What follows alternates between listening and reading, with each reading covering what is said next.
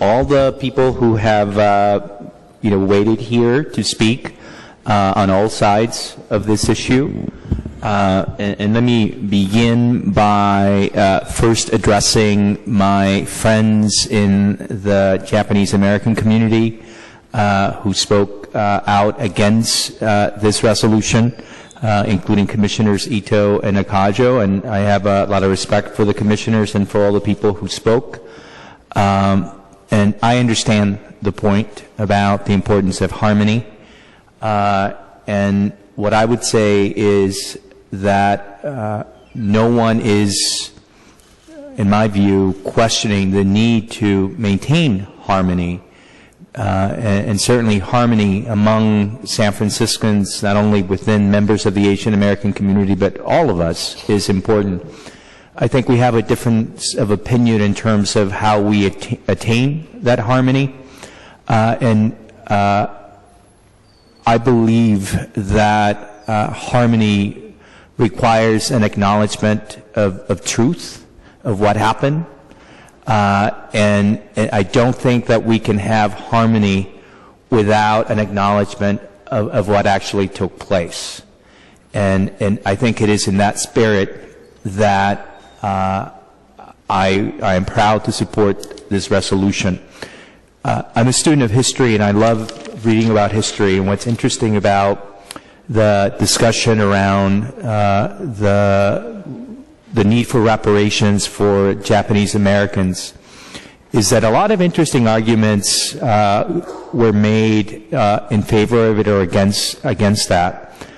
And one of the things that kept coming up as I'm reading some of the articles that were written about this is that people oppose reparations for Japanese Americans and oppose the U.S. government doing anything about that because, among other things, they said, it wasn't just the U.S. that did bad things. There was a senator, a pretty ultra-conservative senator, Jesse Helms, who said, I will only support reparations if we acknowledge all the horrible things that Japan did.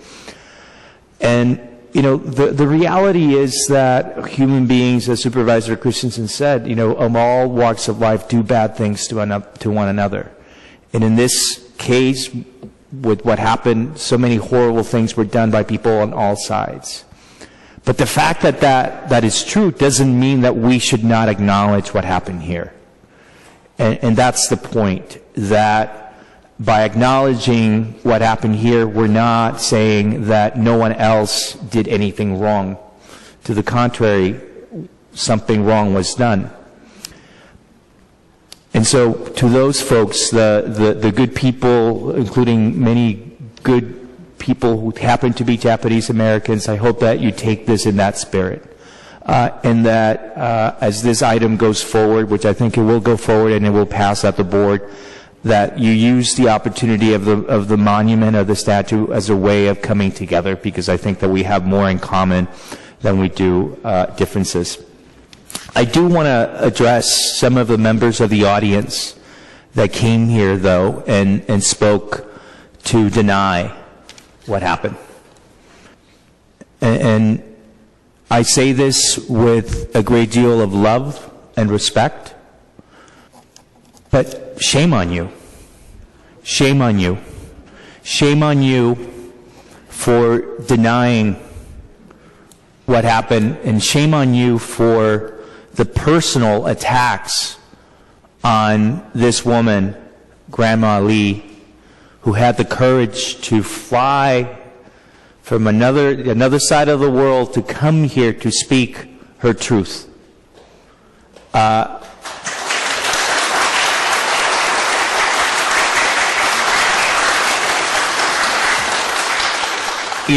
It is amazing. And by the way, I hope that the Japanese government is not behind some of these denials. I give credit to this government. I hope that they're not involved, because if they are, it's a double offense. It adds insult to injury.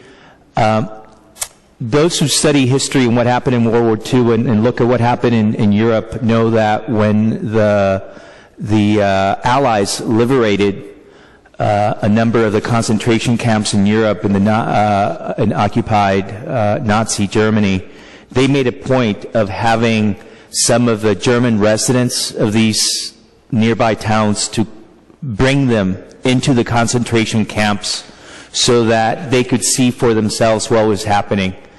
And some of the reasons had to do with, even then they knew that as much as the facts were there, that there would be people who in the future would deny that the Holocaust happened. And sure enough, there are people to this day who deny that some of those atrocities happened. For those of my friends who are against this resolution, I think it's important for you to differentiate yourself and make yourself, separate yourself from some of the comments that were made here today. I think that you can be against this memorial and this resolution without being in favor of denying history. I think the denial of what happened is a disservice to the Japanese American community. I think it's a disservice to the people of Japan. I think it's a disservice to all of us, actually, as human beings. And to Grandma Lee, I just want to say I am sorry that was said. But the thing about this country, is as a democracy, we have freedom of speech. And as part of freedom of speech, people are free to say hateful things. People are free to say things that are baseless. But the thing about the lies and the ignorance is that the more those people deny what happened and the more those people go after you, the more they prove the point that in fact we do need a monument. Because if people are denying it after all these years, then it's important that we have a testament to what happened. And so on behalf of the people that I represent in District 9, on behalf of myself as a San Franciscan, I want to thank you for your courage. Thank you for what you're doing. And San Francisco is forever indebted to you. And, God bless you. And, you can see that this is a just country, this is a just city. Justice is an important part of who we are as a city. And so thank you very much. The last thing that I would say is, and I was looking at this, to those who feel that maybe something negative will come out of this. I'm a big believer in the truth, and I will end with the quote from Mahatma Gandhi, who said, "Truth never damages a cause that is just." Thank you.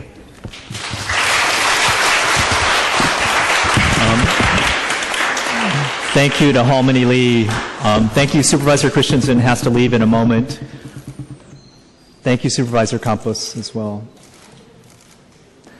Let me just wrap up by saying that Grandma Lee, Halmini Lee mentioned a few things that I think are really important. And again, she gives us strength and hope for justice and peace in our world. She said in her comments, "We hate the crimes that were done to us, but not the people."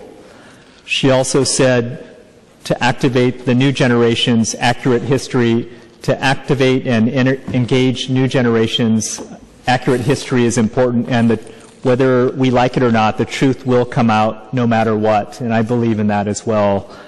I wanted to say also that Grace Morizawa also mentioned that the power of language and culture is very, very empowering, and it's about opening our hearts so that we empower victims of oppression to tell their own stories. Whether it was Ron Takaki or Howard Zinn or Roxanne Dunbar Ortiz, who tells the story of indigenous people in this country, or Vincent Harding, who tells the stories of the civil rights movement, the most powerful and true come from those who were most impacted and oppressed, not the conquistadors and the conquerors and the militarists that usually tell the histories. I wanted to say that the discussions that went before us, I think, are very important, and I thank the 8 sponsors of the resolution that we have before us, and I wanted to say that I feel extremely empowered by the presence of Grandma Lee and so many people in solidarity from other cities that are here. I feel empowered by a new coalition that the Rape of Nanjing Redress Coalition and others have built beyond just the Chinese community. I feel empowered as a father of a 15-year-old daughter with hope for the future. Lastly, I wanted to say to the Japanese American leaders that are here, many that are supportive of the memorial, but others that may have concerns, I'm really committed to involving Japanese American leadership in the development of the memorial, along with the Comfort Women Coalition. Already Judy Hamaguchi has said she really wants to be involved as the president of the JECL in San Francisco. Mr. Ishida and Rosalind Tanai, the J-Town Task Force is so important in the process moving forward. To Reverend Kawahatsu and others from the Japanese American Religious Federation, your involvement is critical. We want a unity-building memorial for the city that we can all point to as something that belongs to all of us. So with that, I'd like to ask if there's a motion for the resolution. I move that we move this item forward with a positive recommendation. Thank you, and can we do that? Mr. Chair, we are in receipt of a letter from your office